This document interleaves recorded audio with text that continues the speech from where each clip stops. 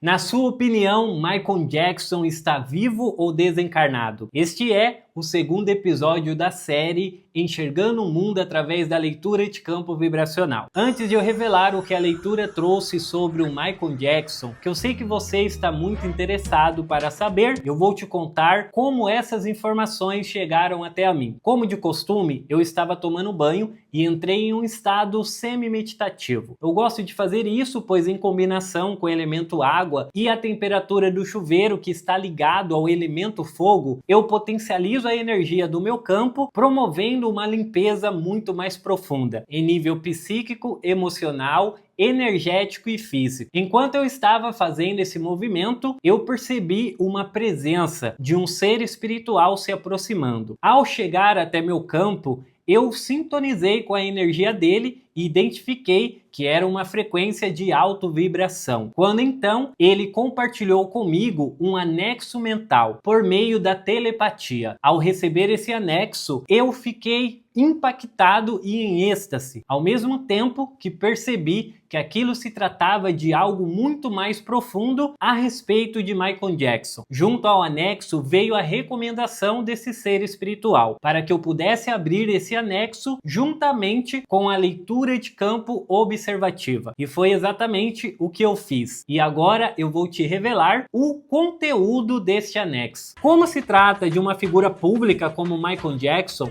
pode ser que muitas dessas informações que eu vou trazer já tenham sido expostas, mas o ponto central é que eu não fazia ideia. Não sou fã de Michael Jackson, não acompanhei a sua carreira, não li sobre ele e nem pesquisei absolutamente nada. Então todo o conteúdo deste vídeo é somente através do anexo que eu recebi e da leitura de campo observativa. É aí que está o ponto-chave. Quando eu abri o anexo, ficou nítido. O campo vibracional de Michael Jackson era regido pelo elemento ar e através desse elemento conferia a ele uma grande capacidade cognitiva, percepção analítica, detalhista e por vezes perfeccionista e uma busca incessante por liberdade. E se você notar na história do Michael Jackson, conforme ele foi se manifestando, ele estava sempre em busca de liberdade. Liberdade de ser, liberdade para cantar, liberdade de expressão, e nas performances dele, ele mostrava muito isso, de que era para ser livre, e era exatamente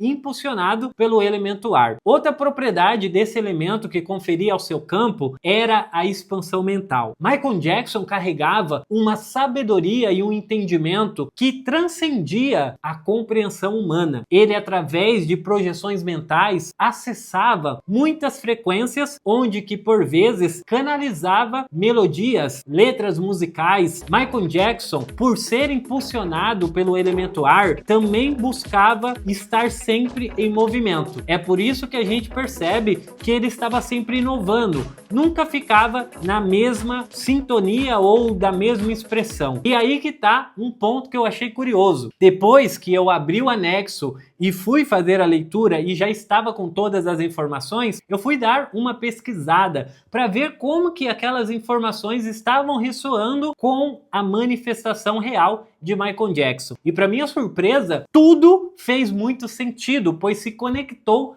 perfeitamente. Como a vida não é um mar de rosas, no anexo também continham informações densas e desafiadoras que Michael Jackson teve que enfrentar. Michael estava enclausurado dentro de si mesmo. A leitura revela que é como se Michael estivesse vivenciando um loop interminável na fase da infância. Quando Michael olhava para o espelho, possivelmente ele não enxergava o corpo físico adulto, mas sim característica da infância, como se ele se enxergasse como criança. Isso também pode justificar a busca incessante por procedimentos estéticos, onde o que levava Michael àquilo inconscientemente não era em busca de beleza, formosura, atração, e sim para manter os traços físicos infantis, pois isso falava muito mais com a linguagem de Michael do que os traços de uma pessoa mais madura. Na psicologia, inclusive, isso pode ser considerado a síndrome do Peter Pan, que é quando a pessoa cresce, mas se nega a passar para outra fase, sair da fase da infância. Michael, por sua vez, estagnou na segunda infância. Ainda no anexo, eu pude identificar informações que podem justificar esse comportamento. Michael vem arrastando ciclos repetidos em diversas vidas passadas. Ou seja, a leitura revela que possivelmente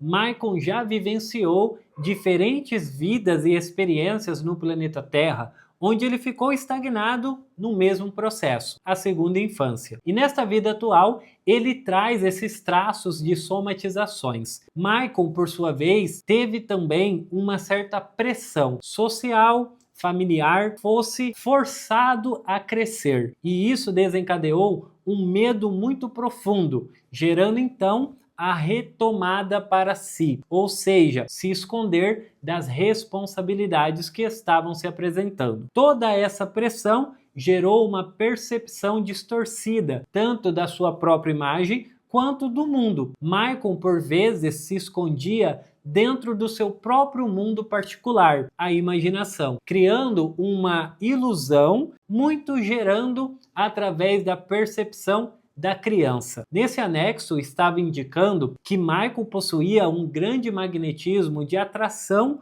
da energia infantil. Desta forma, crianças viam em Michael energia cativante, espontânea, livre, divertida, o que encantavam as crianças, fazendo com que elas quisessem estar perto de Michael. O pai de Michael representa uma figura primordial em toda a jornada, exatamente porque ele é a parte impulsionadora que Michael precisava para transitar para um novo ciclo. No entanto, ele utilizou de uma força muito potencializada e isso fez com que gerasse mais efeitos negativos do que positivos. No anexo está muito nítido que a influência do pai era de suma importância. Logo, ele tentou auxiliar, mas por ter colocado tamanha força, levou Michael a vivenciar uma realidade um pouco diferente da que ele tinha como objetivo. O mais interessante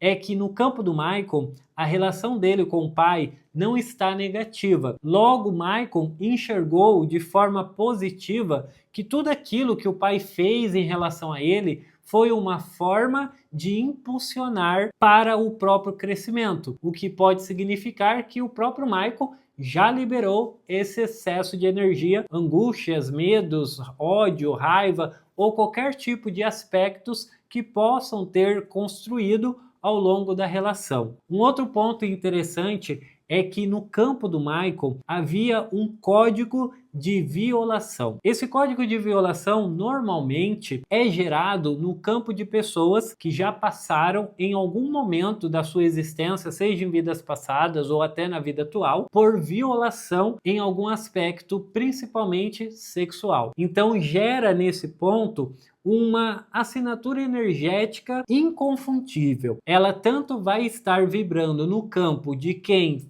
violou, quanto no campo de quem foi violentado. E aí que abre uma parte intrigante. Michael tem esse código. No entanto, na via do violentador, ele não tem expressão. Possivelmente estar apontando é que Michael não foi violentador em relação à energia da inocência da criança. Não significa que eu estou inocentando ou que eu estou dizendo que Michael nunca fez ou nunca aconteceu, mas possivelmente tem muito mais probabilidade de terem sido provas arranjadas do que necessariamente reais. Outro ponto intrigante, Michael tinha uma relação, ou seja, haviam informações de uma relação com a elite, no caso Epstein. Ou seja, Michael se apresenta nesse sentido como um observador. E esse movimento se revela que possivelmente Michael compareceu a algumas ocasiões onde essa grande massa de elite estavam envolvido. No entanto, ele se apresenta na expressão do observador e não interagindo. Possivelmente ele sabia o que acontecia, mas não estava conivente ao que estava acontecendo no sentido de praticante. Agora, para finalizar, um ponto que eu vi na leitura que explodiu minha cabeça. A assinatura energética de Michael não condiz com uma pessoa que está desencarnada. Vou te explicar como que isso é identificado. Pessoas que estão desencarnadas, elas vibram em frequências diferentes de pessoas que estão encarnadas, porque o corpo físico ancora a energia.